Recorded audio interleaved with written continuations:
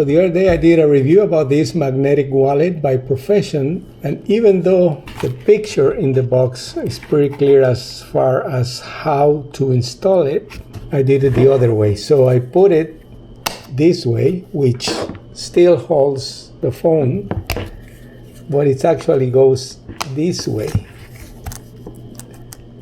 Because this way, when you open it, it's the holder. So either horizontal or vertical, you can put it there.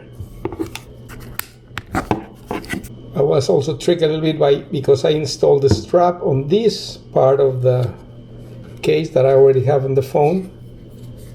And in this case, it's right here. So I thought it was like this, because this was just close to here. But the correct way to do it is like this.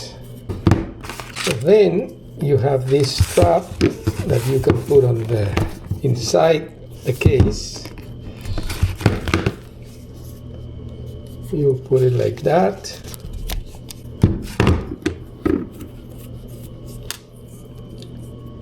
And this little part will go this way. There it is. It goes like this, and this stays much stronger with the phone. And if it falls, it holds it there. So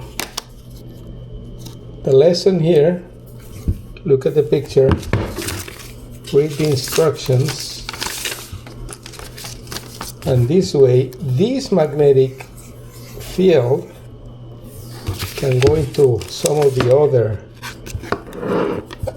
products from the same company as I mentioned, the one for the car. This will attach here, so there you have it. Again, the extra magnets are for the phones that don't have any magnet in the back. So my mistake. Here's the new video to clarify it. That's the way it goes, as it's seen on the picture.